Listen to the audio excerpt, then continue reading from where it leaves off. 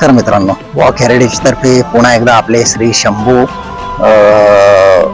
महादेवाचे जे मंदिर आहे श्री शिखर शिंगणापूर या ठिकाणून आपणास सहर्ष स्वागत करतो।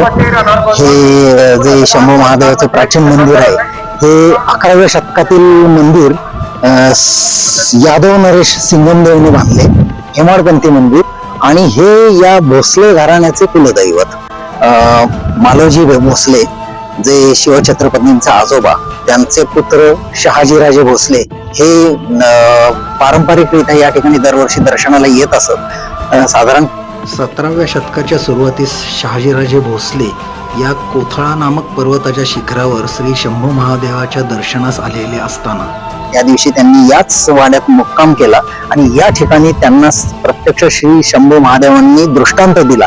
दृष्टांतात त्यांना भगवे वस्त्र व नारळ हे प्रसादिक म्हणून त्यांना प्रसाद म्हणून दिले। दुसऱ्या दिवशी उठल्यानंतर त्यांनी उद्गार काढले, श्री शंभू महादेवाचे भगवे वस्त्र व नारळ आम्हाला प्रसाद रूपाने मिळाले। भगवे वस्त्र हे आम्हाला शंभू महादेवाचा प्रसाद म्हणून आम्हाला नेहमीच वंद्य राहील। तेव्हापासून त्यांनी ते भगवे निशाण म्हणून या ठिकाणी त्यांनी निवडले आणि तेव्हापासून शिवछत्रपतींचे भगवे निशाण हे राज निशाण म्हणून ओळखले जाऊ लागले। अर्थात तो पूर्व पारंपरिकच वारसा आहे।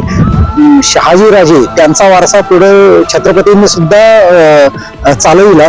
छत्रपतींनी भगव्या वस्त्राविषयी त्यांना किती आदर होता हे मी माझ्या ध्वजपुराण या पुस्तकामध्ये शिवछत्रपतींच्या लेखामध्ये प्रस्तुत केलेलं आहे। छान सुंदर आहे, ते तुम्ही वाचा।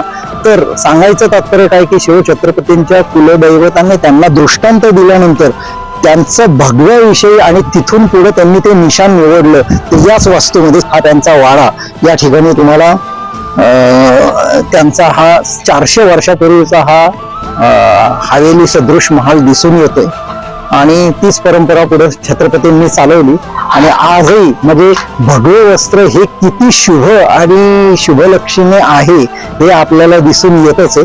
तर ही घटना या शंभू महादेवांच्याच प्रांगणात घडली, त्याच्यामुळे त्याचं महत्व किती आहे आपल्याला दिसून येतच आहे। भगव्या वस्त्राविषयी मी महाराजांना त्याचा किती अभिमान होता याचा उल्लेख माझ्या ध्वजपुराण या पुस्तकामध्ये केलेला आहे। सन 1680च्या सुरुवातीस महाराजांनी जेव्हा सातारा किल्ला घेतला त्यावेळेला त्यावरची व्यवस्था करून महाराज आपल्या फौजेसह सूर आणि संग्राम असे दोन्ही किल्ले वाटेत येताना घेतले व त्यांची नावे अनुक्रमे चंदन व वंदन अशी ठेवली। नंतर स्वारी सातारा मुक्कामी येऊन रामदास स्वामींच्या दर्शनात चालली असता त्यांच्याबरोबर त्यांचे अष्टप्रधान मंडळी होते। त्याच वेळेस त्यांच्या समोरून एक क्षतनाळ पाठीवर पडलेले गाढव येत होते व कावळ्याच्या बाह्याने त्याच्या पाठीवर त्याच्या मालकाने भगवे वस्त्र दोरीने बांधले होते। ते पाहताच महाराजांनी भगवे वस्त्रास प्रणाम केला। तो प्रसंग पाहून त्यांच्या बरोबरीच्या मंडळींनी त्यांना विनंती विचारले की आपण गाढवास नमस्कार करण्याचे कारण? त्यावर राजे म्हणाले, आम्ही भगवे वस्त्रास नमस्कार केला।